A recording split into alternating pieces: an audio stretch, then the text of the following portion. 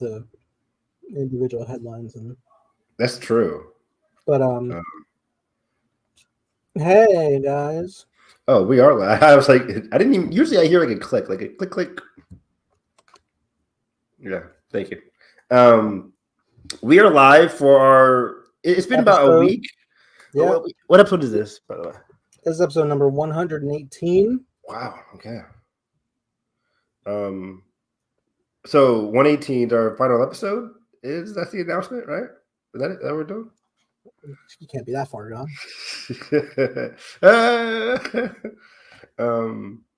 Yeah, it's it's been about a week since we've heard of the Acolyte cancellation, which sounds crazy to say like live, because last time we had Hyperspace hype in general, Nathan, we had like a 2-hour, maybe it was longer, 2-hour recap over the Acolyte finale and what we would hope to see in the future. We went slightly over 3 hours.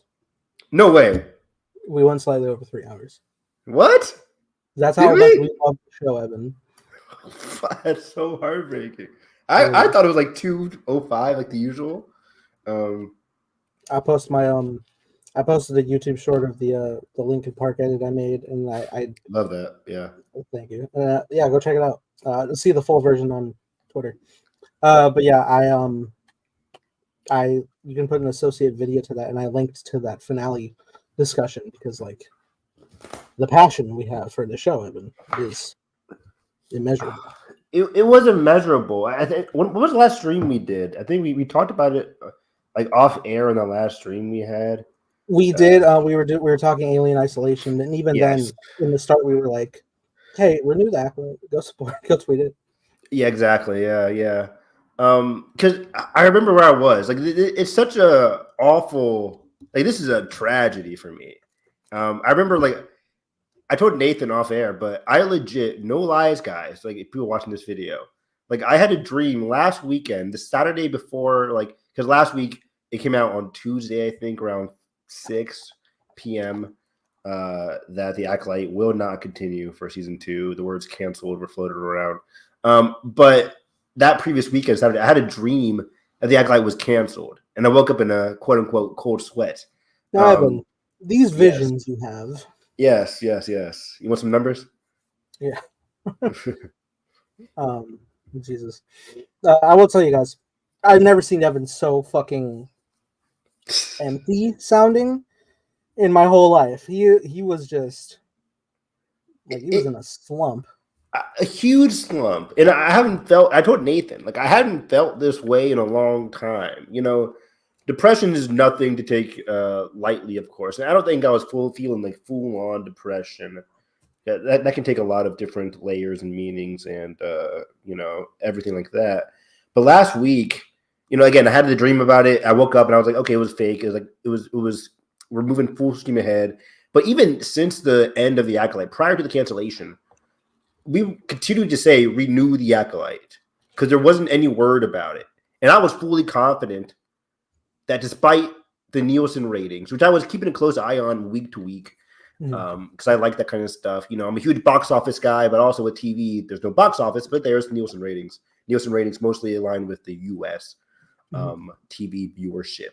And episodes 1 and 2 were in the top 10 for Acolyte, but since then it kind of slowly dropped, as a lot of articles had referenced in the recent future. But didn't it come back after 5? Didn't I hear that? It didn't, unfortunately. I think after episode 5, I think worldwide it did. But again, in the Nielsen ratings, this is episode 5 aired like what? Late June, middle of July, or early July, I think. I think Acolyte came out early June. And House of the Dragon, The Boys, The Bear were all like high up there. Presumed Innocent, which we love, was up there. But I think even after episode 5, the ratings continued to decline. I think there was a slight bump for the finale, but the finale still had the lowest viewership of any Star Wars finale, which I have to say, okay, and no duh. But there's a lot to say here. Outside of the viewership of it all, I think viewership is the quote unquote easy reason for this.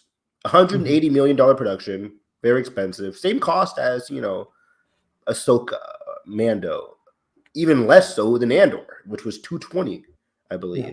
But Andor and Tony Gilroy had a deal for a season 2. That's why, like, when Star Wars Celebration happened, when we first saw the Acolyte trailer, Tony was so confident in talking about, like, yeah, for season 1 we're doing this, and season 2 we're going to be doing multiple time skips. That was all revealed at Celebration London prior to Andor or after Andor had premiered. It was just a deal, 2 seasons. Ahsoka and Acolyte did not have that privilege. But, this January, 3 or 4 months after Ahsoka aired, it was announced that Dave Filoni via an image that it got renewed. And it was along the same lines as Dave Filoni having a higher position within Lucasfilm, creative consultant, elevated beyond creative consultant.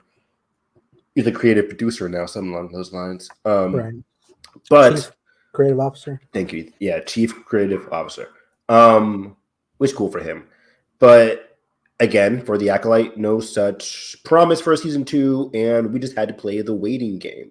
And I think there was a lot of mix of audience between Willow and the Acolyte audience.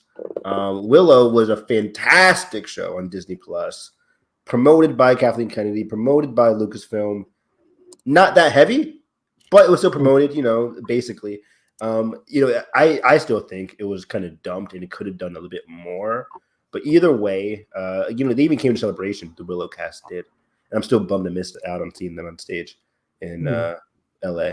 But anyways, I was just hoping, I'm like, please don't do what they did to Willow with Acolyte. And I was so confident because it's a Star Wars show.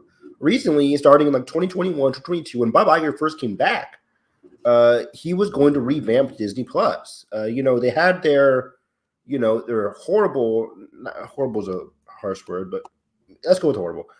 Handling of like the Marvel TV series. It was like, you're getting your WandaVision success, Loki success, but everything after that was kind of like middling success. Miss Marvel, Hawkeye, Ironheart, all these shows, Moon Knight, just filling up Disney Plus, Falcon Winter Soldier, Secret Invasion, to middling reviews and middling viewership. And, recently, I think just last year, we talked about how Marvel was switching it up. They were going to focus more on like quality over quantity, hence the Daredevil reshoots and reconfiguration there. And I was like, okay, that's cool. I wonder if they're going to fix things for Star Wars as well, which we've had issues with in terms of like the way they film these series, like limited series, and how it's not really good for episodic television. But then, Acolyte was announced years ago, and it felt for me throughout all this Disney Plus streaming chaos that the Acolyte could be the show to help Disney Plus in terms of stretching out beyond the confines of what we've been seeing for the past 3 to 4 years since Disney Plus arose. Mandalorian, Ahsoka, we're getting Skeleton Crew, all these Mandoverse shows or legacy characters. You got your Kenobi, you got your Andor, fantastic. Boba Fett, yeah, all these legacy characters. I'm like, woof. And especially after Mando season 3, I'm just like, oh man, like I love Acolyte. Mando was season 3 was meh. Boba Fett was meh. Mando season 2, meh. And I'm just like, man, it is a bummer. On top of Star Wars movies being like, it's happening, I guess. Maybe see you in 2-3 years. And I'm like, we continue to have hyperspace hype. We continue to talk about Star Wars. But it's like the TV series, lovely. Animation's been incredible. Bad Batch is fantastic. Season 7 of the Clone Wars was beautiful. I feel like in an age of like, and granted, we see the quality of the show. We see the quality in Acolyte as well. But, in a world where, we have 3 whole seasons of the Bad Batch, I think we could get at least one more Acolyte, I feel like. If you get what I do. I totally do. I agree. And I would love to see what the budget is for animation. I don't think it's a lot. One of my favorite people to follow on Twitter is the people who made Castlevania. Sam, I can't look at their names, but I have them on Twitter, and they're very interesting to follow. Because Castlevania is one of my favorite Netflix series, easily top 5 for me. And they always have interesting insights on animation. You know, they have a success on Netflix, but when it comes to budget, animation is still scrounging. If you're not, you know, Pixar and Disney, obviously, with $200 million movie productions. But for TV series animation, especially at TV animation combined, not really movies, TV animation is really hard. And, you know, recently it came out with that, like, Robert Downey Jr. was going to get upwards of 95 million just for playing Doctor Doom. Bad casting. For maybe like 2 movies.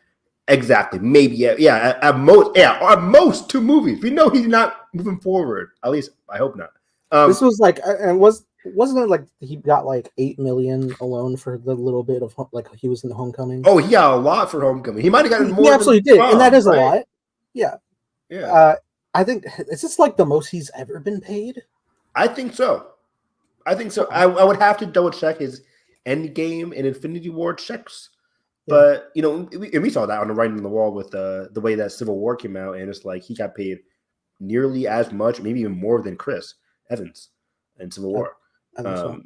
Which made sense, I guess. You know, bad logic, but, you know, whatever. It's Robert. But anyways, that all being said, the person who made Castlevania, they tweeted out like 95 million for a casting choice, while in animation they're hardly getting any money. They're getting at least like a little bit, but they're making it, you know, they're making use of the money where it counts for Castlevania. I say all that to say with animation, you know, I don't think Bad Batch costs that much, which goes into why there's a big difference between the Acolyte costing 180 and your Bad Batch is easily getting like 3 seasons because it's cheap and they can do it and they're confident in the stories that Jennifer and Filoni and them created for the Bad Batch and other animated shows.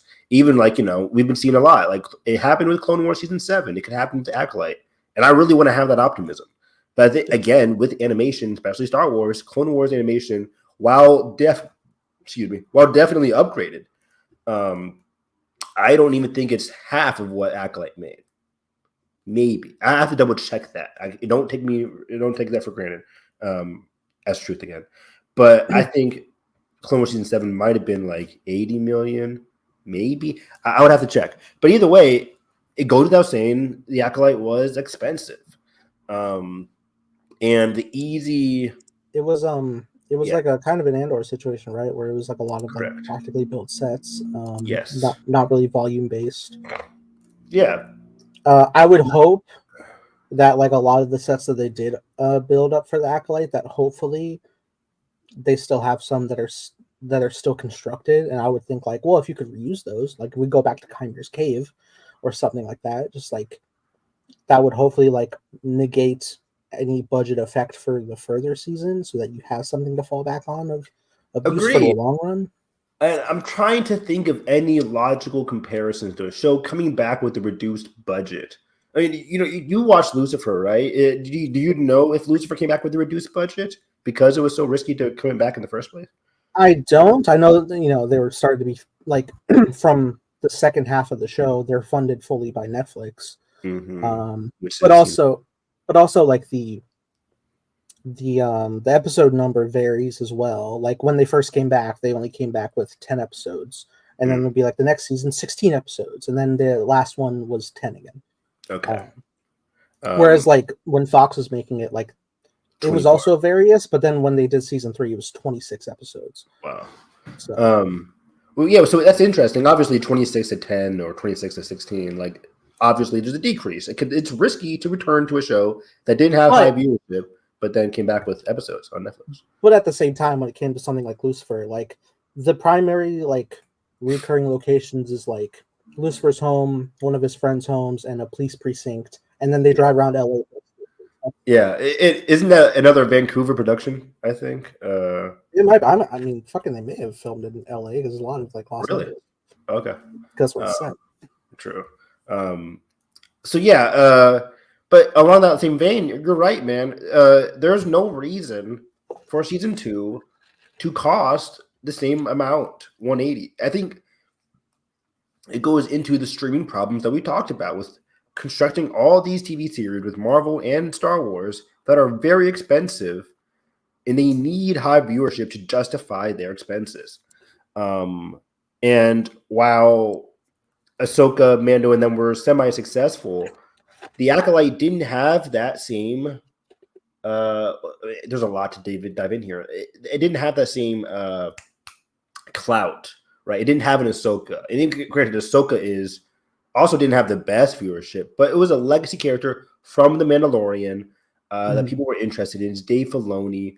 And most of all, like, it didn't have this hate and vitriol from concept to screen. Years ago, when we talked about the Acolyte coming out, the first rumors was like the female assassin group set prior to the Phantom Menace. And, me and you, we were like, woo, that sounds cool. But you hear a lot of complaints like, what? I thought this was supposed to be the Rise of the Sith, and they're doing the female Darksiders, assassins. Like, what's going on here? Is there no Darth Plagueis? Is there no Darth Sidious? Like, what's going on here? Women. A women-led show created by Leslie Headland. What happened with her and Harvey Weinstein? It's like there was a lot of ridiculous complaints for people that just didn't know Leslie as a person. We all don't know her as a person, but like who didn't understand her relationship with Harvey, which was not what people think at all. And then her relationship with her creative talents, like Russian Doll. Loved season 1 of Russian Doll, and just her background in Hollywood, her fandom of Star Wars. I always go back. That's what makes it so fucking heartbreaking. I always go back to like her speech, her monologue, you would say, about the Acolyte, about what Star Wars means to her as a fan. Her and Amanda loved Star Wars so much. They revered it. They were a huge fan. And it was, again, it's cliche to say, it's a fan creating the stories they want to see within the Star Wars universe, a fresh, diverse perspective that, again, we don't see a lot in The Mandalorian, Ahsoka, Boba Fett, Obi-Wan. It's like all those shows are pretty much the same kind of like meh to me. And I got to be honest, like this news of the Acolyte being canceled makes me feel even worse about the past Star Wars shows. It makes me feel awful about the future, because I was willing to stomach not one, but 2 Mando movies. Mando Grogu coming out May 2026. And then we got Dave Filoni's Heir to the Empire. Culmination. Yeah. 2 Mando movies. I was willing to stomach that. 2 hours of popcorn bullshit. I was willing to stomach it. Because at the end of the day, I'll be like, oh, you know what? That's for somebody, not probably for me. But at least I'll still have the Acolyte. That's the beauty of Star Wars. If there's nothing of any good franchise, honestly, like if there's something that you don't like, hey, you can go back to this segment of the universe or this segment of the universe. Yeah. And the Acolyte was that beacon light for me, even when it was just a concept, a force focused murder mystery set within Star Wars universe. Murder mystery is one of my favorite genres of all time. Star Wars, one of my favorite franchises of all time. Amandla, Leslie. It's like, wow. Then I discovered the greatness of Manny Jacinto. Yeah. I was just across the wall. And one of my favorite moments of this entire podcast that we've been doing for the past 4 years was talking about the Acolyte, man. It was like I would watch the episode when it came out Tuesday at 9 p.m. with Jalen. We'll scream and go crazy over every single episode. And then I'll rewatch it the next day, or maybe even twice to take some notes. So like a total of 3 times per week for me. I think this was the first time of like any series where there was not 1 week where I missed the night. Not 1 week. I was there every night. Even if I was like a couple hours late, I was there. Because I knew I did not want to. I mean, I never want to be spoiled, but like especially like I care so much about this show. And there's so much. It's so far removed from the main saga that like you truly do not know what's going to happen, because every other thing we're in is just like, we don't know where the characters are going, but we're all functioning under the reign of the Empire. this is just its own Wild West situation. Anything can happen, and it did by episode 5, right? Fucking Jeffrey Lord out in an instant. Change the game, and you're completely right. And there's been some original shows. The Mandalorian is original, but it's still in that same vein. Like, hey, spoiler alert, is Baby Grogu can get back with Mando? What's gonna happen? And it's like, what's gonna happen. I'm pretty sure like a big thing too was like, oh, it's post Return of the Jedi, but we're still fighting the Empire. We're still fighting the Empire. The first trailer? What did we see? Stormtroopers on sticks, or stormtrooper helmets on sticks. It's like, hey, this is what you know. Like, it's appetizing people's familiarity with the franchise, and that's the problem with Mandalorian. It's just like what? A couple X-wings here and there every time. Yeah, X-wings. We're gonna get your ATSTs. We're gonna get your like Ahsoka, Luke, Boba, Cad. Check out this Clone Wars era thing in live action, eh? Exactly. Right? It's like, oh, boy. But the beauty of the Acolyte, the beauty of the High Republic, which is my favorite era in all of fucking Star Wars. I love those robes. Look so good. What? Those robes look so good. Those golden robes. The distinction between their golden robes and their mission robes. It's fantastic. And as a huge avid fan of the High Republic, I even have the latest book. It's called Beware the Nameless. Came out this Tuesday. Got it after work. I'm gonna start reading it. I started reading it last night. First chapter in, pretty good. And I love those young adult books, the adult books, the kid books, which is the one I just showed. 3 different types of books for this era. Multiple, but I have a huge library of just High Republic books and comics.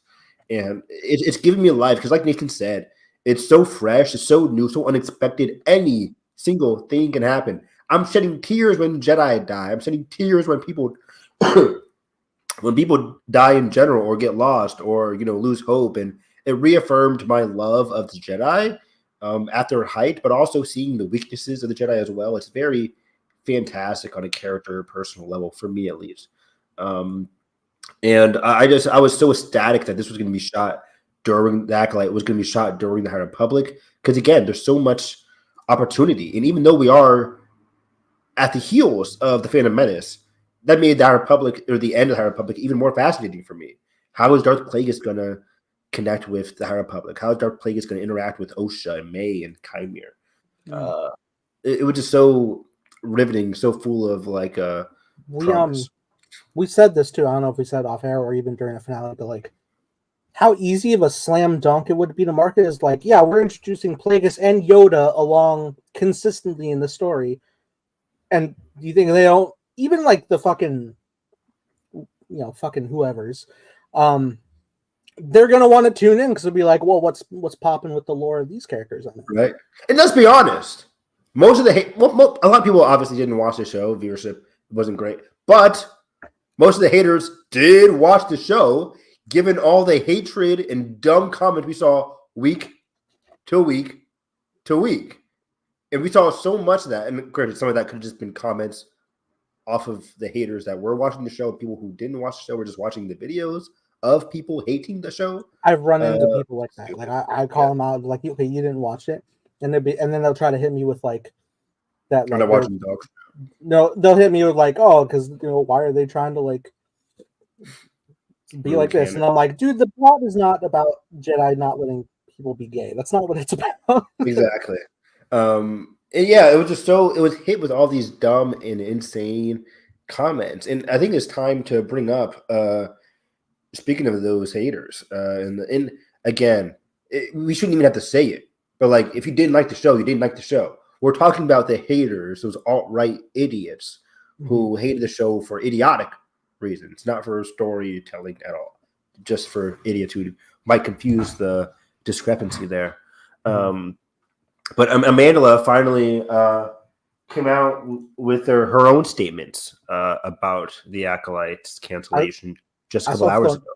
Yeah, I saw floating around like an 8-minute video. I hadn't had a chance to watch it, but I did like see a tweet with like long quotes from it.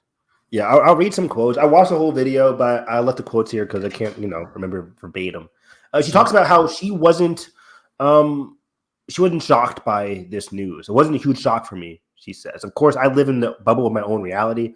But for those who aren't aware, there has been a rampage of vitriol that we have faced since the show was even announced, when it was still just a concept and no one had even seen it. That's when we started experiencing a rampage of, I would say, hyper-conservative bigotry and vitriol, prejudice, hatred, and hateful language towards us. And this really affected me when I first got the job, because it's not just something, even though I anticipated it happening, it's not something you can fully understand what it feels like until it's happening to you. Oh man, it was such a heartbreaking video, because she's such a beautiful person with words and language and describing her feelings. And she talks about like how she was so overjoyed with the positive discussions, the fan art, the theories, the hopes for the future for this show. On top of, on top of her just having so much love for not only like Leslie Headland and the crew, but Rain Roberts, who helped, create and shape this show as well. Rain Roberts has been a very active producer and creative at Lucasfilm for a long time. Mm-hmm. And she says, she was very grateful for Lucasfilm in terms of the people who helped make this show. But again, she references how there's a lot of hatred for the show that she was up against. She says, "It's not lost on me how the way that these events have unfolded is also due to the hyper divisiveness of the time that we live in. That is driven, I would say, by echo chambers of thought." Very true. And algorithms that reinforce our biases. And we've all experienced that, right, Nathan? You look up the Acolyte on YouTube, you're not seeing like Sky Talkers podcast. You're not seeing us. You're not seeing. Sometimes you'll see Star Wars Explained, because huge property there. But like most of the time, you would see like, why is the show existing? Acolyte, Leslie Headland hits somebody, or stupid woke, garbage bullshit. Because the broken YouTube algorithm, not even YouTube, just social media as well algorithm, where you're just hit with a lot of just hatred on social media and YouTube. She says, "I think this applies to everybody, but I think in a particular set of people, it manifests as a lot of fear for what is changing, a lot of hatred for anything that is other. And I would challenge us all and challenge myself to continue questioning what it is that I digest and think critically about what shapes it." And yeah, that was a beautiful way to say in terms of the hatred of the show, is that like it goes into not only the Acolyte, but the way people view TV shows, movies in general, in terms of not thinking critically about something. That's why I love having this podcast, because we can go over 3 hours thinking critically and deep about character arcs, motivations, and insights, and what could these characters be thinking? Why are these characters acting a certain way? Just going over where they go from here. Like I was on Soul Watch, the way Soul slammed down his computer. What was he feeling in that moment when he was so upset about the tragedy on episode 5? And then the Chimere, a face of fear when he senses Vernestra. It's like, what happened between them? And then Vernestra's last words to Soul, like, "I'm sorry, friend," but while at the same time lying about his involvement. It was so, and then Osha and May were so like the best parts of the show for me were Osha and May, following Osha's arc from a person who couldn't fit in with the Jedi, but then ultimately couldn't fit in with her other reality either, and she found an outlet with the dark side, which is both tragic yet beautiful at the same time, which was written beautifully, and you get a nice role reversal between her and May, who started off on the dark side, while still loving her sister. And then, I just love Osha and May. And this also brings to mind how a lot of people wanting to renew Acolyte for season 2 have also just been like, I hope Chimere. Now, granted, Chimere and the Stranger in general is a fantastic character, but we shouldn't like neglect Osha and May from the future of this franchise. No. Because I feel like we're like, well, if the Acolyte can't continue, at least we can get some maybe stories about the Stranger, Chimere, who we still don't know his real name, which is just heartbreaking to even fathom. It's like that was one of the more fascinating things. I was like, what does Chimera? The fact that Chimera doesn't have a name for the audience and for people he's talking to, like Osha. What will like a name reveal in season 2 do to their relationship? Will it make her think of him in a different way, and will it make her and him have an even closer bond when she gets that knowledge and about his past? Like, oh my God, Nathan, we got enemies to lovers in Star Wars. Enemies to lovers in Star Wars. They never let us. And oh my God. And I said this as we were doing the recaps, man. I was like, if we don't get to have a continuation with this enemies to lovers story, a romance in Star Wars, is that unheard of? Imagine, especially outside of the movies, guys. I know, obviously, Han and Leia, Anakin, but like Han and Leia ended in tragedy. Anakin Padme ended in tragedy. Rey and Ben. Thank God. It speaks for itself. Speaks for itself. We got a kiss. I screamed. They died. I sat in silence. I was pissed. It's like, oh, they're on the same page, but they can't stay together. They can't stay together because they can't live happily ever after. This fairy tale not. Can't have a fairy tale ending. Not at all, right? That would be cliche. That'd be weird. So Raymond has had a tinge of tragedy to it. And we're getting this beautiful slow burn between Osha and Chimera in the Acolyte. And I was so excited to see the future of their relationship. Was it doomed, as Leslie Headland commented on, in terms of their journey to the dark side? Or was there going to be a way out for them? It was doomed that they stayed on the dark side, but there could have been a different way. There was so much promise with this narrative of the show that I'm just forever bummed. And that was what gutted me last week, was just contemplating not being able to see the end of this story about characters for a month and a half that I was completely obsessed with, and not being able to continue that story. It's just heartbreaking. It's so sad and tragic for me, because I always wanted to continue this story. I always wanted to see what was next for not just the Acolyte, but Star Wars in general. This showed the potential of the world of Star Wars in a way that wasn't familiar, in a way that wasn't tinged with like 5 years after the Rise of Skywalker, or after the Return of the Jedi, or set during the Empire, or even the Clone Wars. It's like, I'm done. I want something completely fresh and new. And the Acolyte gave us great Jedi action, but something fresh with two sisters created by the Force that I just adored and loved endlessly. And it was heartbreaking to see that not come to fruition. It's extremely bummed. I'm extremely just bummed out and depressed. And regarding those comments again from Amandla, I like that she's putting forth an enlightening, powerful, informative display of like what she was dealing with in terms of the hatred and vitriol that was just unsubstantiated. Like, it was based on nothing besides like bigotry. Right. But this is a continuous problem for Lucasfilm. This is something that Kelly Marie Tran had to face in 2017. Yeah. John Boyega faced since 2015.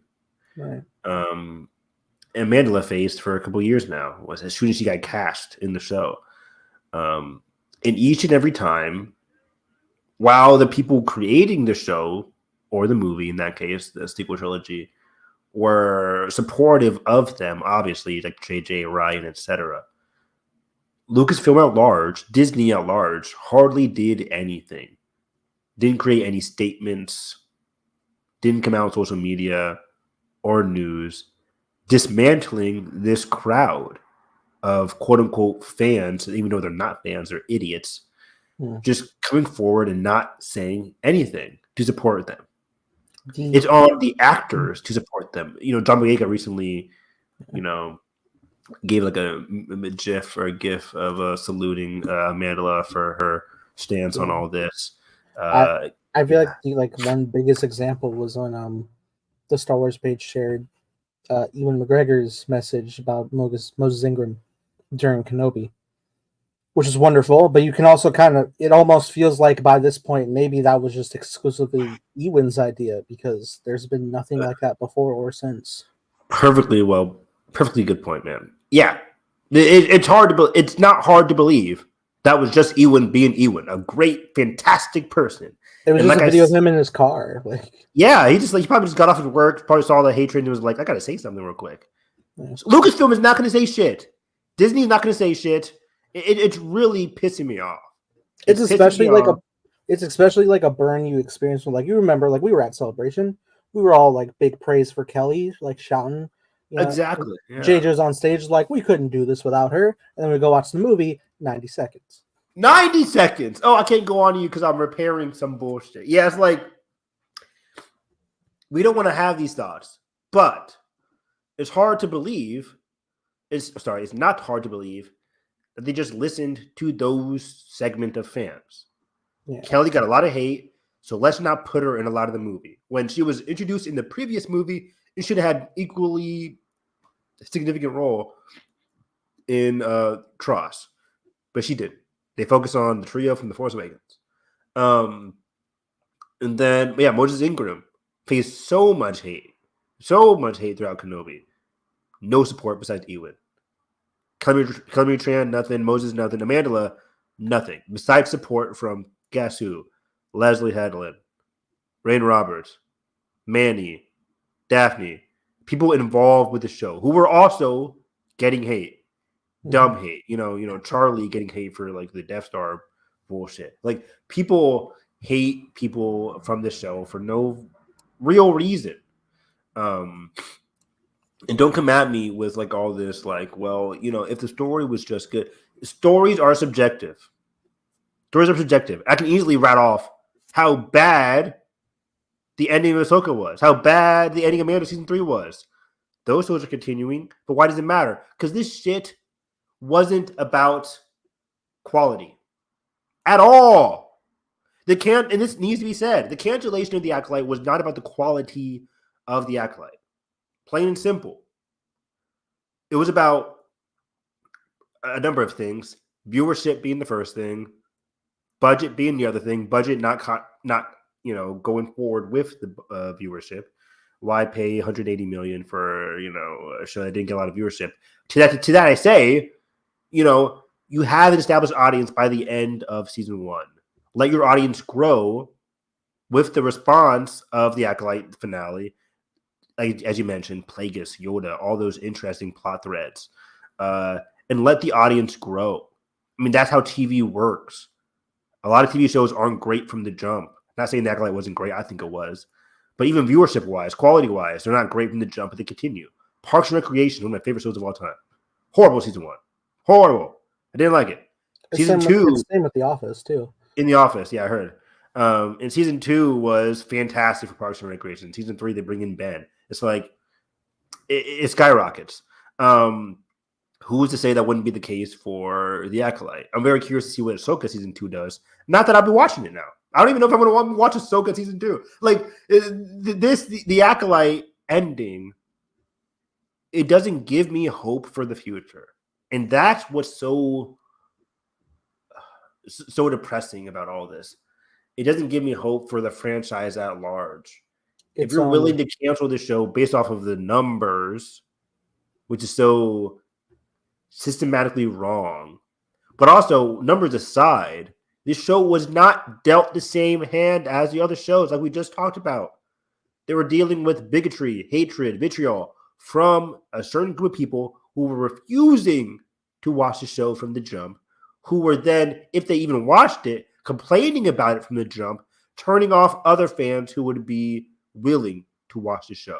It was not on the same playing field. Budget aside, views aside, it was not on the same playing field as these other shows. So by canceling The Acolyte, in some ways, it's systemic of like the streaming chaos, where you're just going to cancel a show that has bad viewership for the first month. This show came out, it ended in July. And in August, mid-August, you're canceling it. 1 month afterwards because it's based off of 1 fucking month of data. That's awful. But it's also them leaning into, however, intentional it might be. How am I to say it's not intentional given what all the bullshit the cast has been through? Going towards the stupid hatred that the show is spewed and leaning into that by canceling a promising show because it got such divisive reviews, divisive to say the least, which is just ridiculous. It's stupid and upsetting. And you still have like those people who like deny any like sort of involvement in review bombing, which is obviously ridiculous because there's clear evidence of it. Remember we had people going to an unrelated movie called Acolytes that was dropping shit, and it's like, okay, well, clearly you're fucking doing it just cause. They're even fucking. I just saw their review bombing the fucking merch store. The review bombing the merch store, calling the show trash. I don't know what to do with the shirt, but okay.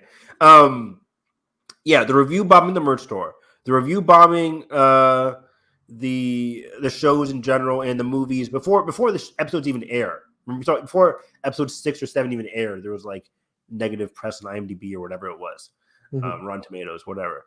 It was just so stupid. And again, for Amandla, when she posts like she's out with her family, like, and this is like a month after the Acolyte air, it's like, hope the show gets canceled, idiot, stupid. It's like, and she's just posting the pics with her cousins and friends. Yeah, that's what she's dealing with. And what do we hear from Lucasfilm? Insert crickets, because we actually hear nothing from them. And she, again, we mentioned Ewan coming out. Amandla has to come out today, a week later, to talk about it. Because, of course, Lucasfilm isn't going to stage it. Lucasfilm still has not said anything about this. This has all been pure trades. There's been no response from Lucasfilm, which allows us, as an audience, to come up with our own ideas for why this shit happened. And it continues to be a horrifying trend of canceling shows because they're not willing to have the confidence in their product. They're not willing to have the confidence in their stories, in their narrative. And I think they did.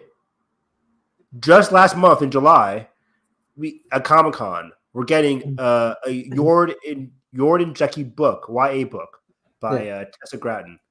We're getting a Vernestra story with Indara, written by Justina Ireland, two of my favorite High Republic authors.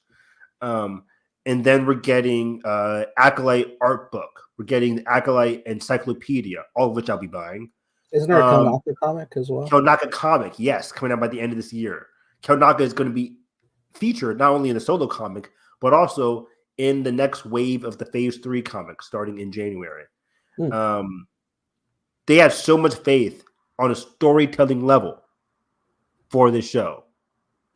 But they're not having enough faith because of the numbers. You obviously, again, publish, maybe it might just be a publishing thing. And I don't know the connection between publishing and, the higher ups at Disney, which this goes into another rant I'll talk about in a few minutes. But like, I don't know the relationship there, but like obviously Lucasfilm Publishing had a lot of faith in the Acolyte. But there was a certain segment at Disney or Lucasfilm. I don't know who's in control of this. Weeks later, we still don't know who to blame. People are blaming Dave Filoni. I don't want to do that just yet because Dave had such a great interview with Leslie. Of course, that was always like pre-planned anyways.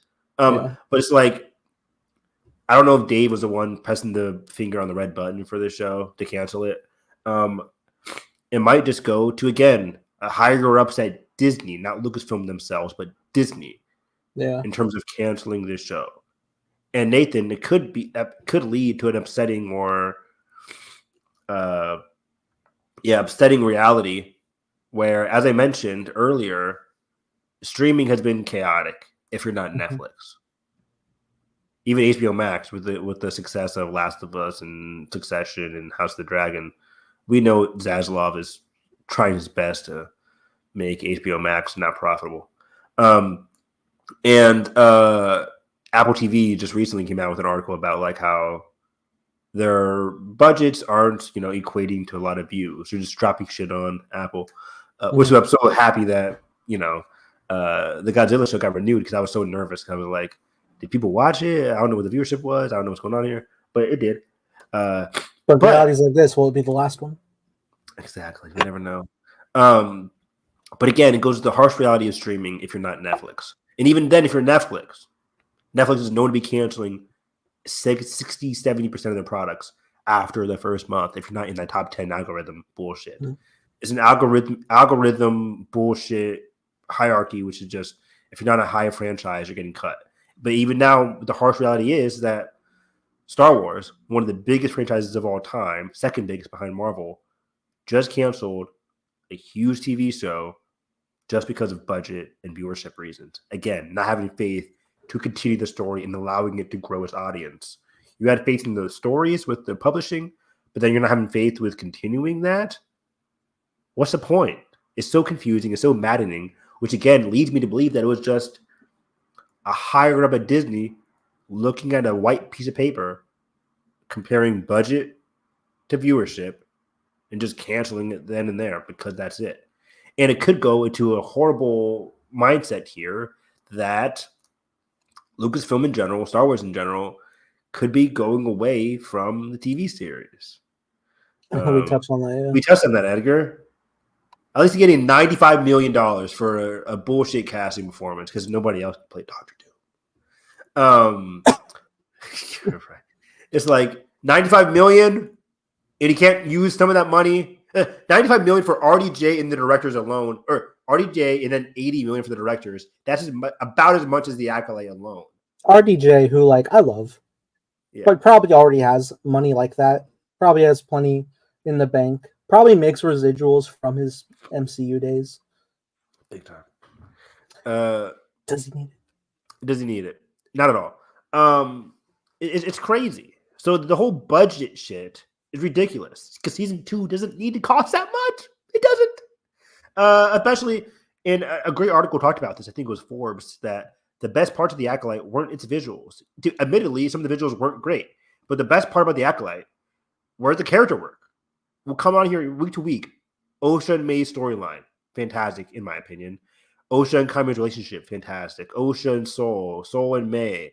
The character work, the character discussions, the character moments, which weren't lifted up by these gigantic sets and these crazy action sequences. Those character moments are great. And the action sequences were awesome. Also a huge stellar part of the show. You can't tell me they're not. I heard people were like, oh, fan films are. No, the fuck you have not. No, you haven't. No, you haven't. Show them to me. You're lying. Because I've seen this motherfucker headbutt sabers. There's nothing cooler. There has never been anything cooler in saber combat. You can't convince me. Not at all. Again, I rewatched that episode 5 lightsaber chaos all the time because it's just so freaking cool. I mean, now it's hard to watch, but it's so cool. And then Soul versus Chimera, an episode in the finale. Holy shit! It's amazing the way he fucking he's dual wielding. He fucking throws them. The clash and the shrapnel falling onto his face. Ah, beautiful work. So the fights were great, and the character moments are great. But the budget in terms of the sets, you can do away with some of the sets. You can do some of the way of the visuals in terms of even the episode in the finale, the whole Soul chasing after May. That cost a lot in terms of the asteroid field. And it looked really cool. Yeah. Not necessary. You can do without sequences like that in season 2. Even I know we all have our jabs at it, but if you have to rely sometimes on volume, okay, just tell the story. I want to see the story. Right? Visuals aside, I'm not complaining about Mandalorian or Book of Boba Fett or shows I don't like Ahsoka. I'm not complaining about the visuals of those shows. Because it doesn't matter. It doesn't matter. Most shows don't look the greatest these days. It's just the reality of it. It's even in House of the Dragon, there's sometimes I'm like, what's going on here? But it's or Game of Thrones especially. But it's Percy Jackson. It's it doesn't matter. I'm here for the characters, as most people should be. And granted, the visuals should be better for a high budgeted show, but if you want to move forward with the season 2 with a lower budget, it is possible. That's what I'm trying to say. It is possible to lower the budget, lower the the locations, stuff like that. But even if you want a rich look, but still use the volume, it's possible. I saw the Batman. Oh hell yeah, we did. It looks great.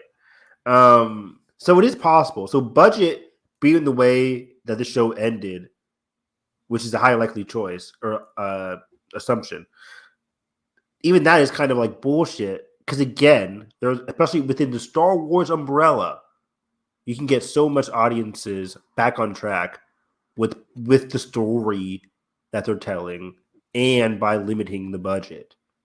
It's happened before, probably, and that'll also help with the viewership. And viewership dies when you cancel a show before even getting a season 2. Viewership would arise by renewing it for season 2 and getting more people on track to say like, oh, this show got renewed. Why was it so good? I heard so much hate for it. Hey, watch season 1 for your own eyes and see what you think. Because a lot of people, again, were turned off based off all the hatred and stupid, idiotic complaints. Because that's what the algorithm pushed forward on social media. That's what the algorithm pushed forward on YouTube. The people watching YouTube, the people on social media are your base core audience for the Acolyte, young adults. And even my dad, who doesn't even watch this show, he liked it. And he was just so upset about it being canceled. And I had to explain to him like how all the hatred was happening.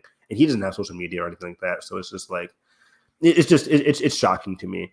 It's shocking, upsetting, depressing. And then again, I got to reference how if the Acolyte's getting canceled, and one of my main reasons that like it wouldn't get canceled is because the future of Star Wars.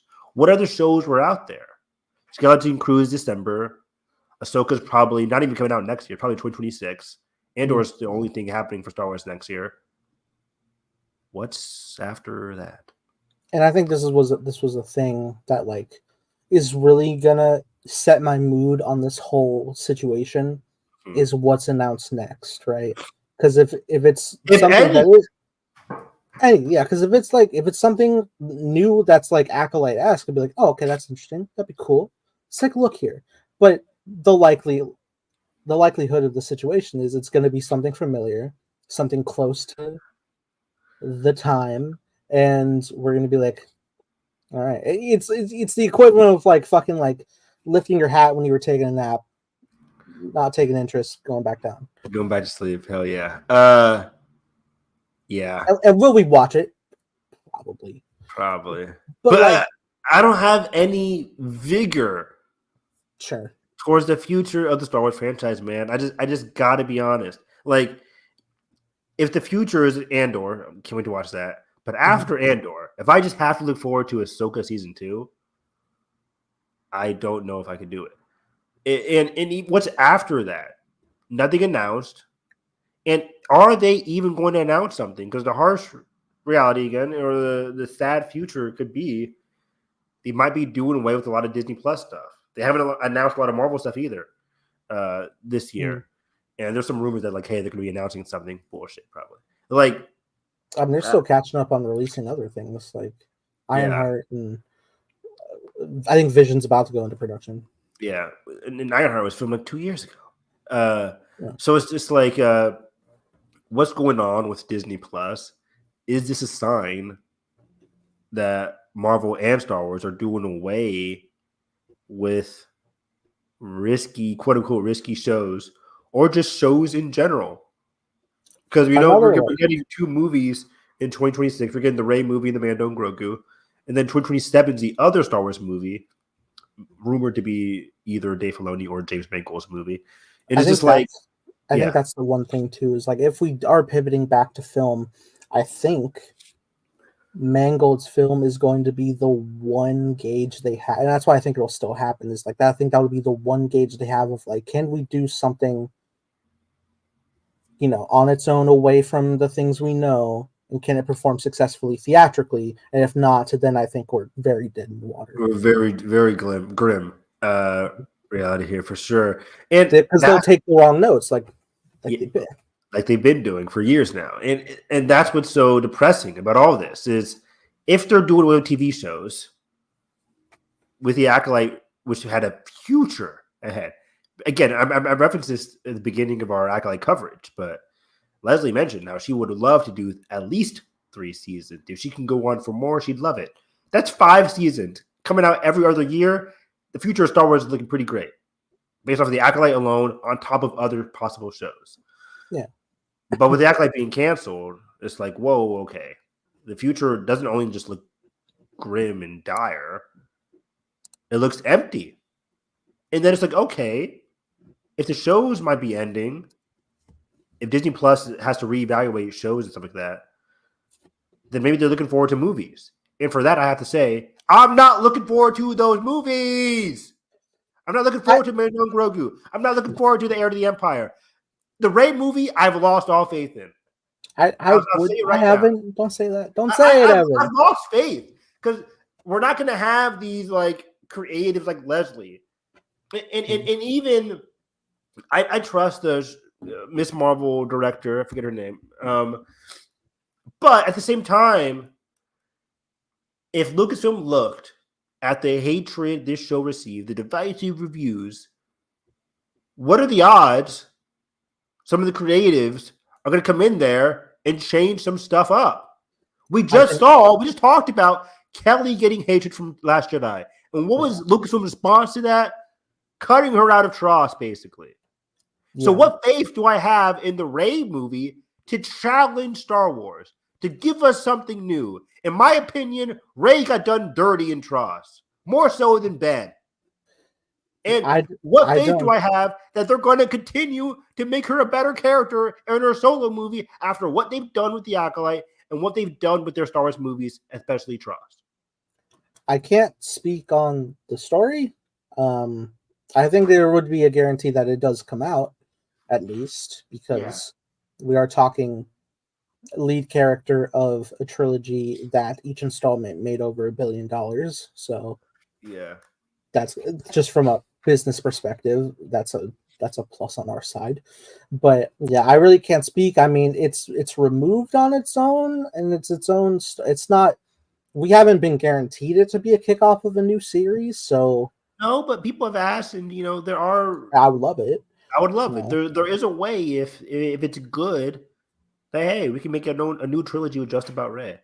Okay. But even then, the absence of Ben, I have to say it, automatically makes me way less interested. Imagine, Nathan, if Ben survived. This movie makes $1 billion easy. Yeah, and they're not going to do those people. And it won't be a thing where like he comes back. They won't do that. They won't do that. They should. They could. They easily could. They should. I mean, they didn't even put him at the end of the Force Ghost of 9. They didn't. No. If we saw Ben, if we saw a hint of Ben in 9 or any kind of comic storytelling, anything, I would have some kind of faith. And there's some people on social media, some friends of mine, who still think Ben could show up. Highly doubt it. I think Adam's done. And good for you. Maybe a hologram photo. Maybe a hologram. But then imagine if they give Rey like a new love interest. It'll feel so hollow, given what they did with Ben. And I'll throw up. They're gonna go. Because remember, there was like that one scene where like Poe catches her, and we were like, "Don't do it! Don't do it! Don't do it!" They're bickering like, "Don't do this." But yeah, it's like with the way Lucasfilm has treated the Acolyte, the reception, refusing to defend people, canceling the show, not having confidence in its future. I don't have faith that some producers, some creatives might put their meddling fingers into like the Rey movie, for example, or other future projects to make sure that this kind of divisiveness doesn't happen again. What are the odds we get a female director doing a female-led TV series with openly gay characters, openly gay actors, diverse cast? This show was a flat-out miracle in the Star Wars umbrella. Like a black actress, twin sisters. It is so the Asian like villain in like Manny. It was, yeah. It really is baffling because like in lead up to it, granted I didn't look into any vitriol to the lead up of the Acolyte. That is at least like pre-trailer marketing and such. I really was under the impression that this was the show that akin to the spirit of how people took Andor, just this is a wholly original creative thing that people are going to jump on and be all about, and it's fresh storytelling, and it's not just the same old. It's this the refreshment that people have been looking for in Star Wars. This is going to be it. I was anticipating everyone to just outright fucking hop on board and love it. Me I was too. genuinely shocked when I was here. And granted, we see who's fucking saying it, but Yeah, the conservative alt-right idiots out there who are hating it for no justifiable reason. And especially important to remember that they say that with all of the properties, anything made, because Disney's the one making it. They don't like Disney, because they'll say their fucking vocabulary syllabus of the week every time for these projects, because it's the buzzwords, it's what's monetizable, it's what works. They don't care of how the product turns out, even if it is fucking live action Anakin Clone Wars show. They'll find something. They'll find someone in there. Yep. Again, we had an Obi-Wan Kenobi show. A show people were clamoring for. And what do people latch on to? The black villain. Right. For no reason. And they try to justify it by saying she's not a good actor. Fuck off. And yeah, man, it's so disheartening. Those fans, which again, because Lucasfilm has come out with no statement, we only can assume they're appeasing those people by doing this.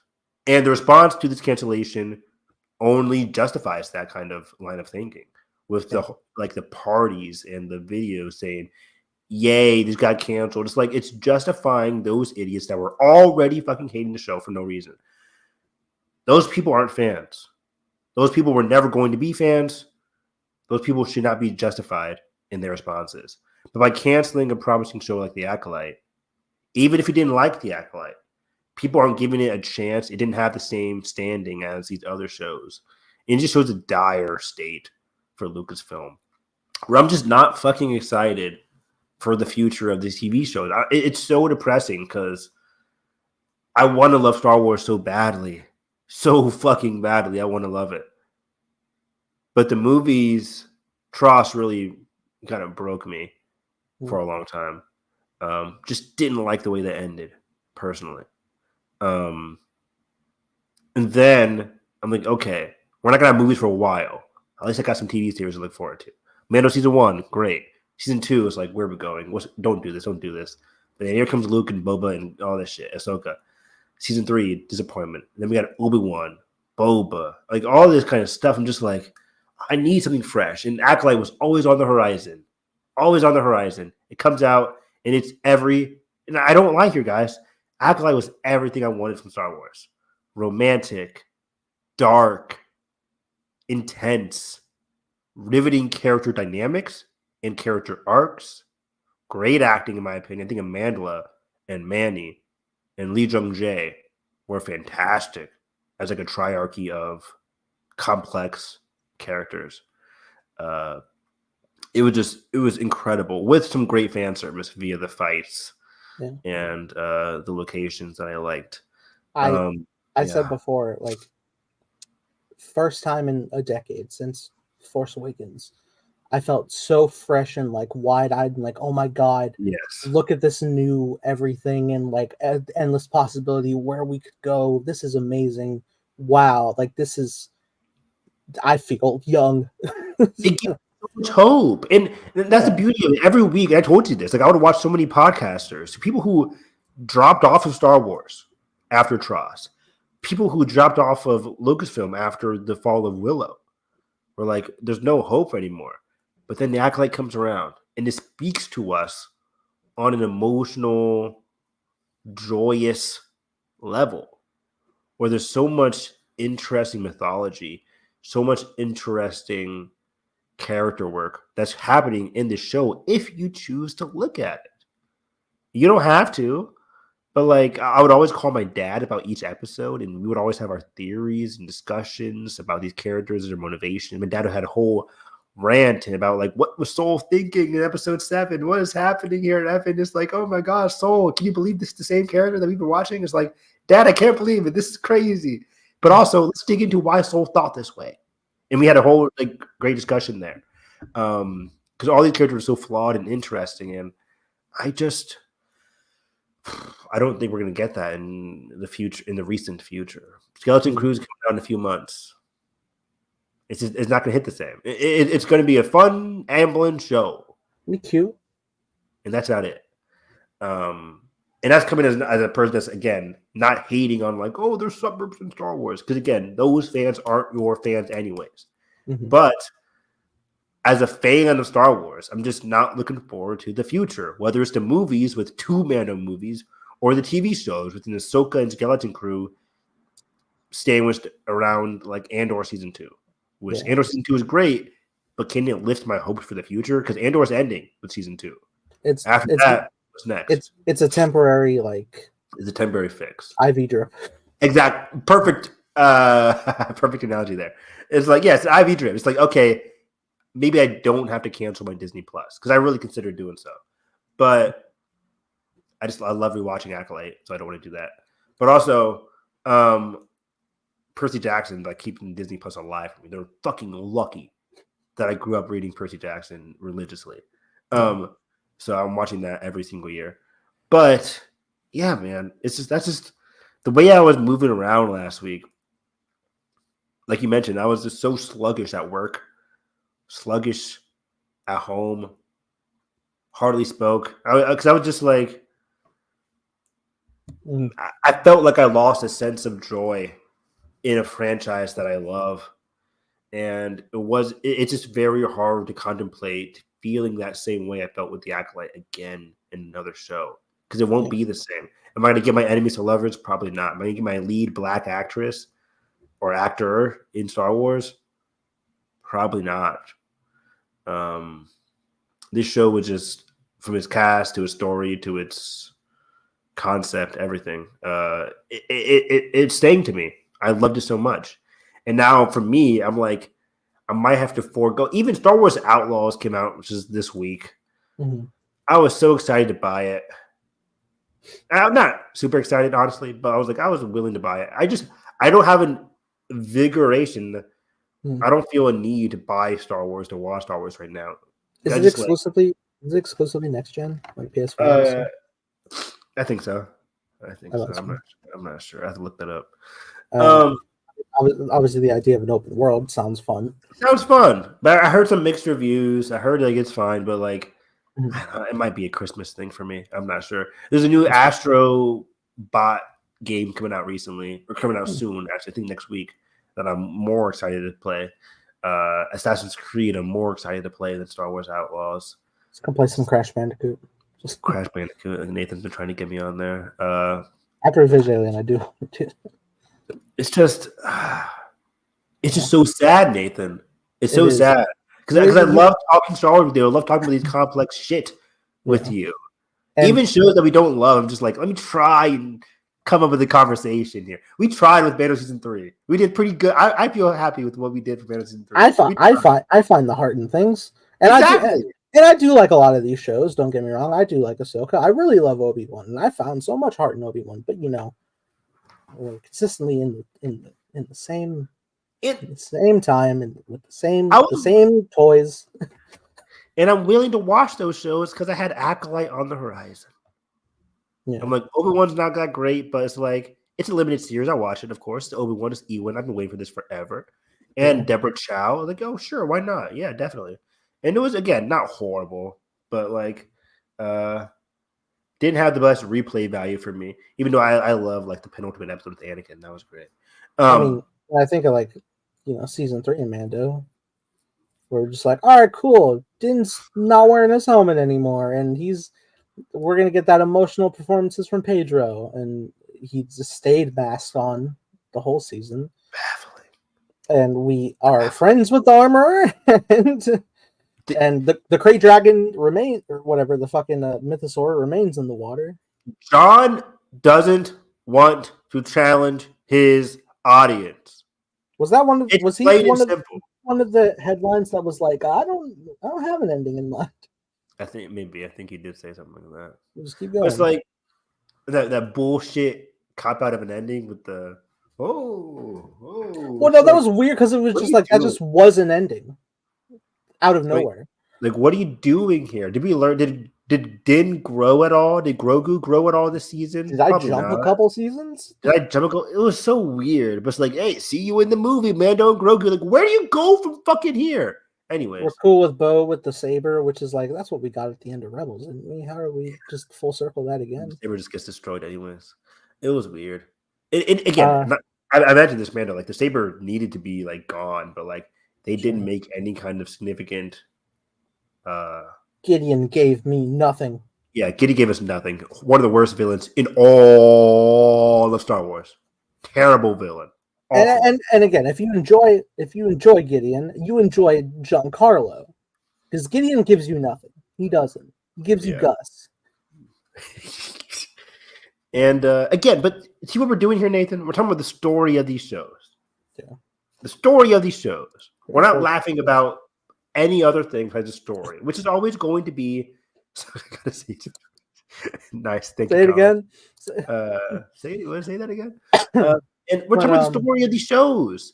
And if people were complaining about the story of season 1, okay, let's have a discussion. But that didn't happen. To any of these other Star Wars shows. I mean, again, we talked about Moses with the Obi-Wan, but like most of the time, the story wasn't talked about. But for some reason, the story of the Acolyte. If it was good, Evan, it was well written. If it was well written, no, I am not going down that line of thinking. And I'm not saying it's a bad idea, a bad line of thought. I was talking to somebody over the weekend and said maybe if it was like, if Lucasfilm had confidence in the story, they would continue it. And I said, I think they did. Like I mentioned, the books, the publishing. I don't know how. I don't know how much of that is a contractual, because a lot of the other shows have like comic book adaptations they do. But it's like there was an abundant amount. Like Comic-Con was all about that. What's up, Colin? This is the wrong podcast, man. Maybe who wants our fan force commentary? But it is a good one. But like it's like it was never about the story, because Lucasfilm Publishing, whether it was contractual or not, they went forward with a lot of the story there. The High Republic authors were very excited about the Acolyte. I think it was just a dumb numbers viewership scenario here that just didn't align with the Acolyte. But again, it was on unfair ground, and those numbers and viewerships could grow with the positive audience, the positive renewal, the fighting back, Lucasfilm fighting back against the idiots complaining. Have a great night, man. Thank you. Like and subscribe. I mean, I would say like I can't not believe that the vitriol didn't have something to do with it. It had a huge thing to do with it, because this happened before. This happened in 2017, and they were reactionary with it. Only difference is they already were like, well, fuck, we already said there would be a trilogy, and this is our moneymakers, and we can't deny that this one did make $1 billion. But for some reason, we're still going to fuck with the program. Yeah. Remember people were saying, like, Last Jedi bombed because it made $1.3 billion? That is never a bomb. Remember that happened? And I was like, hey, guys, what's Deadpool Wolverine making right now? $1.3 billion at max. It's like people try to justify their complaints about that movie in the box office. But either way, great comparison, because Lucasfilm obviously had a lot of faith in The Last Jedi. Kathleen Kennedy, the whole director in The Jedi, about like the behind the scenes about the product there. Kathy having so much faith in Ryan leading up into the movie. Yeah. Movie comes out. Ryan. They announced a trilogy for him. They announced a trilogy for him. But what happens? Vitriol. And what do? They leave him on red. We've seen this before. And then he goes and makes fucking Knives Out, Onion, Poker Face. And they try to be like, well, Ryan's busy. No, you're listening to the dumbasses. You made him get busy. Exactly. Yeah, exactly. He was really, Star Wars or Knives Out trilogy. Granted, I think he was always going to do Knives Out. But sequels to Knives Out versus sequels to his own trilogy. Again, the Rian Johnson announcement showed they had faith in the stuff, in the product, but canceling the announcement, just like they're canceling Acolyte. It's talking. It's a reaction. It's a reactive judgment based off of the divisiveness of the show. In this case, the Acolyte, and the divisiveness of the movie. In that case, Last Jedi. Mm-hmm. They're reacting to these divisive press about their show, not even press, just audience members. And they try and justify it behind viewership, which I think was a big reason, obviously.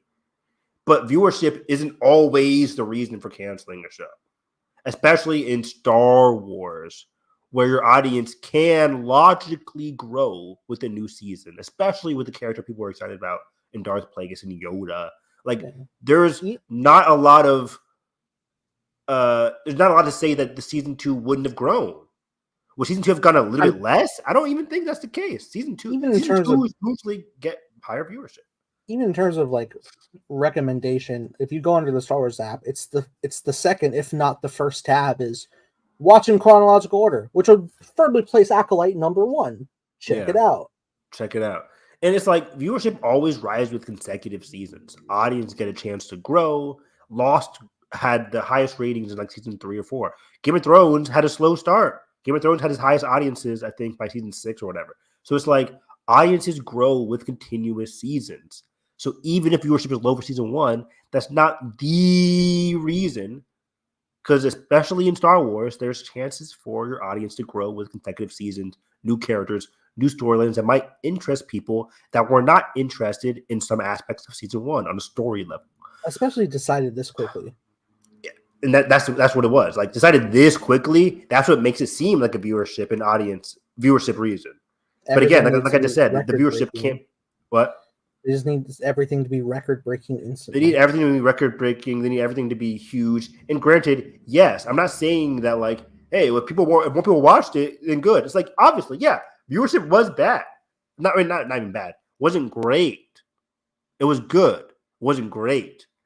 Lowest of the Star Wars shows. We knew this happened. We knew this was coming. But yeah, I feel like I'm just repeating myself. But like, I feel like the Acolyte, unfair ground, new story, new concept, new era. It was always going to be the lowest.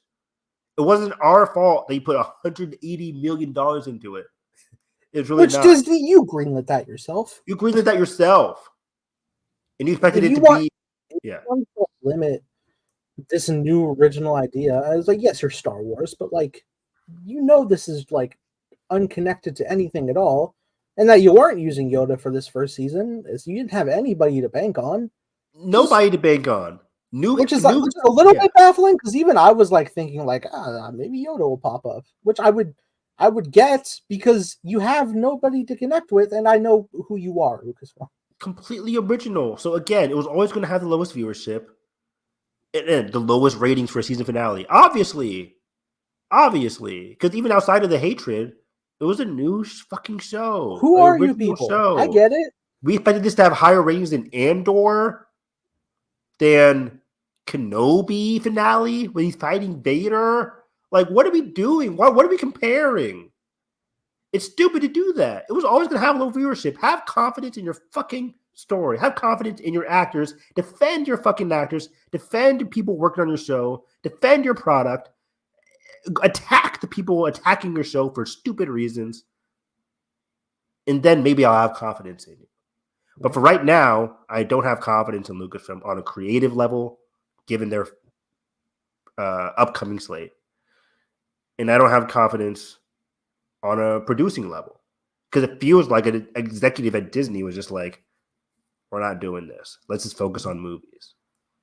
And even then, it's not an exciting outlook, unless you really want to hedge your bet on James Mangold, which I really do. But it's like, when would that come out, and what's the story there? And yeah, it's not going to be the same without Leslie, one of the main gifts to the Star Wars franchise. I think arguably, in person, for me, the best gift to the Star Wars franchise, I would say above Rian Johnson.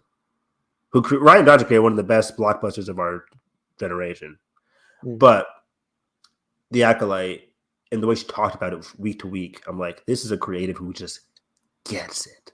Every like YouTube short I was making, right? Whenever I got to the end, like in the credits hit, I always like made sure I inputted the created by Leslie Headland, and it would just show my fucking happy face, like, fuck y'all, this is great. This is a blast. I'm loving it. Thank you. Yeah. And speaking of that, go buy Super Yaki. Super Yaki had a collaboration with Sky Talkers where they're making a lot of shirts and merch basically about the Acolyte. I bought it instantly, $40. Thank you, or created by Leslie Headland t-shirt, which I will gladly wear all the time because she is the best, and I hope the best for her. It's just so disheartening. She was such a fan, and she was such a great presence in the fandom. And dismantling her future with this franchise is just so heartbreaking after 5 years of working on the show, minimum. It's depressing, guys. And again, it just leaves me with a weak and dire, grim future for this franchise that I wanted and I still want to love. But it's just so hard. They're making it very, very hard to love this franchise. Because even if I want to watch like Skeleton Crew, it's like in the back of my mind, I'm like, this is the same people that just axed an Acolyte. Like, so what are we doing here? And yeah, and again, maybe it wasn't Lucasfilm. Maybe it was just a group of people at Disney who were just like, we got to end it. And even if that's the case, it doesn't change the fact that the future isn't optimistic for me. But yeah, I think that's about it. So yeah, that was about it for my closing statement. It's hard. And I think the main thing for me was like, I think I'm just going to really focus on the books and the comics and the High Republic. The High Republic and the books and the comics have really given me life. Like, please read Temptation of the Force if you're watching this. It's the latest High Republic adult novel. Has ridiculous amounts of romance and sexual tension and Jedi's just making out. And I'm just like, this is the best. I love you, High Republic, because they're not going to do this shit in the main canon when there's just Luke as the only Jedi alive for the most part, or during the Empire where there's no Jedi. So it's just like, the High Republic is where it's at. And High Republic is having a gay wedding between Zine and Lula coming out this December. Two characters who I've loved ever since the beginning of the High Republic. It's in the High Republic Adventures line of comics, if you're curious about that. Kind of spoiled relationship there, but it's like it's a great relationship that's been building since the first issue of the High Republic Adventures, and it's romantic and loving and universal, and I love the High Republic because it gets to touch on things the movies and TV shows are too afraid to do. And I thought the Acolyte was finally that bridge to be like, okay, the Acolyte can actually do things that the novels and books of the High Republic are doing in a way that's on TV and that everybody can like watch and appreciate, but no more. So it's just sad, but we might be back for more Skeleton Crew. We'll see. I'm not excited for it, but I watch it for the kids. That said, I don't want to give up hope. I'm still, championing the change.org over 50,000 signatures. Yes, great point. You're right. I don't want to leave without saying that. Yes. There's a lot to say there.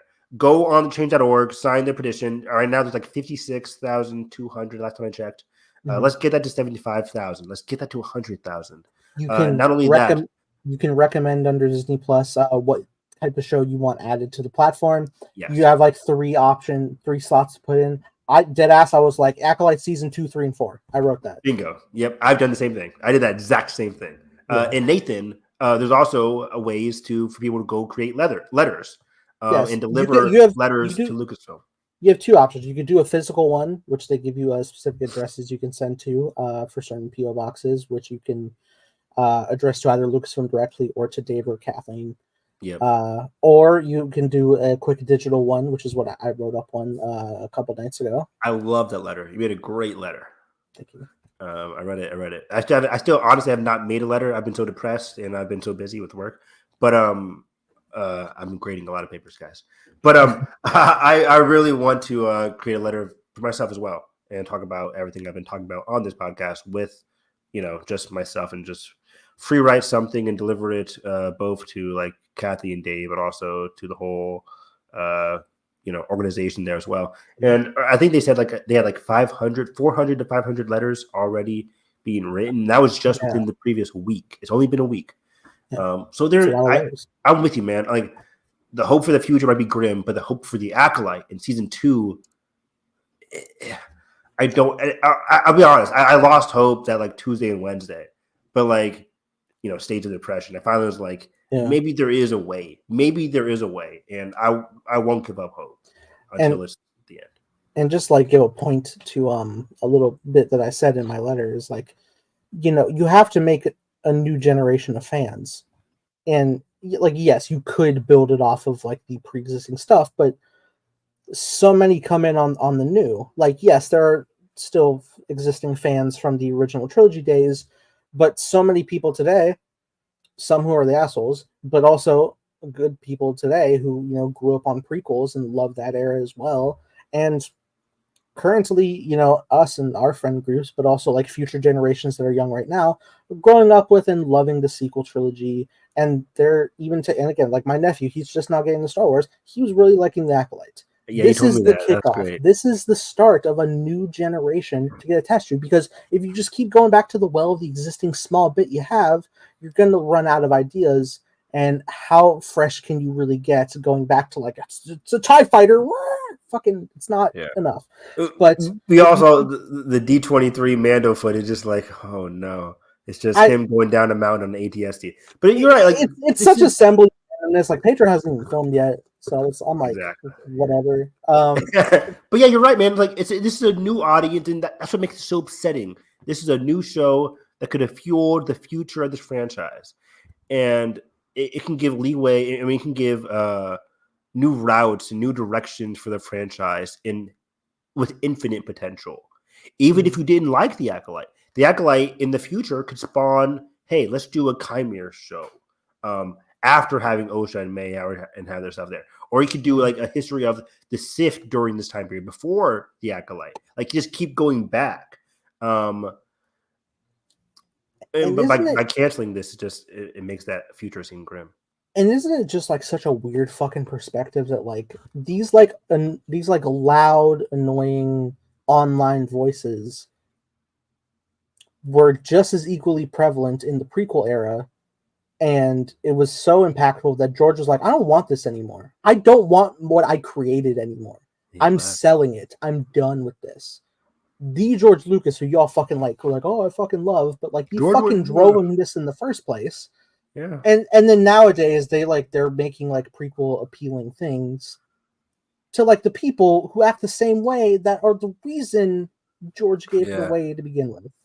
Exactly. And people also say like, well, if they finally just do an Old Republic show, then people will start watching. But it's like, watch them make an Old Republic show with a black lead, and guess what happened?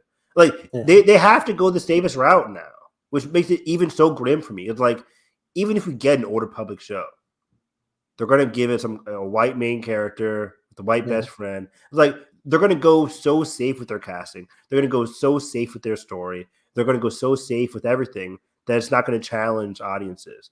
It's just going to be like the era. I don't have confidence. Again, I don't have confidence creatively about like their storytelling in the future, even if they go to fascinating areas. There was also a ridiculous thing, which was Lee Jung-jae spoke on the cancellation. Oh yeah, and he was just as taken aback. But he's hopeful for more, and that this decision could turn around. And almost immediately after, somebody somewhere leaked something that Keanu Reeves. It was Jeff Snyder, right? Keanu Reeves was in talks to play Jedi Master Soul, but he had scheduling conflicts, so they went with Lee Jung-jae. Even though Leslie herself had said prior to this, she was like, "Who would be good Master Soul?" And then she thought immediately of Squid Game, thought of Lee Jung-jae, and was like, hey, "That is Soul." There was no other consideration. That article by Jeff, bullshit. Which wouldn't be the first time for that guy. It's complete bullshit. Complete bullshit. And whether that's him or that's some sort of Disney trade being like, hey, this. It's not him. I don't think he's that idiotic. He's not making up stuff. He's hearing what other people are hearing. But even then, are we going to listen to an anonymous insider who's leaking stuff to Jeff, or the creator herself? But wait, it only depends on who you want to listen to, and that's the rub, right? Where like you either can believe Leslie, but if you hate Leslie, you're not going to believe that. You're going to believe that, oh, Disney wanted Keanu Reeves. It's like, Right. or we can just believe the director of the fucking show. So it's crazy. And you made a great point as well from that stupid Snyder article about like the budget per minute. I'm like, again, so stupid. They wrote something like it's $620,000 a minute of screen time, and I was like, Avengers Endgame costs $1.9 million per minute of screen time. See how fucking random and bullshit it is? You're just dividing the budget with the minutes. Like, oh wow, you can do math. Great. We all know it costs $180 million. Yeah. You say it costs some $1,000 per minute. It's the same thing as saying it costs $180 million to produce. We know that already. But you're creating a scenario where it's like it seems even worse than it is. Yeah. It's like, no, you're just the words 180 million for an 8-episode TV series, divide it up by minutes, and you get the stupid line of thinking with $6,000 per minute. Like, okay, yes, but also no, duh. That's the case for Andor. You can do the same thing for Andor. You can do the same thing for we know the budget, but by doing that, you're creating a negative negative line of thinking for people that already like, come on, what do you even if the budget was half that, you could still write it costs $110,000 per minute. That still sounds like a lot. It doesn't matter. Sounds like a lot. It doesn't matter. But you want to create this negative line of thinking and say, this is why the Acolyte got canceled. Like, no, stop it. We'll never really know. The main thing, again, like I keep on mentioning, the viewership, the budget, and them just, reacting to the. I will say, like the RDJ, payday does make a really great just like flashback at like the arguments of just like the budget's so high. Look what the fuck they're doing. Look what they're doing. They have the money. They have the money for. First of all, they have the money to continue this if they really wanted to. Yeah, if they really want to. They have the money, guys. It's Disney. They have the money. It's so weird to be like. That's the reason. That's why it's so weird to be like, but think about the wallets of the billion-dollar corporation. Yeah, basically, yeah. Think about you hate. How much did I get paid last year, guys? Look that up. Then come talk to me, right? Man. Like, come on. That's a good point. Like, they had the money all along, but why aren't they continuing with the show? That's the thing. They don't want to waste more. They don't want to waste more money.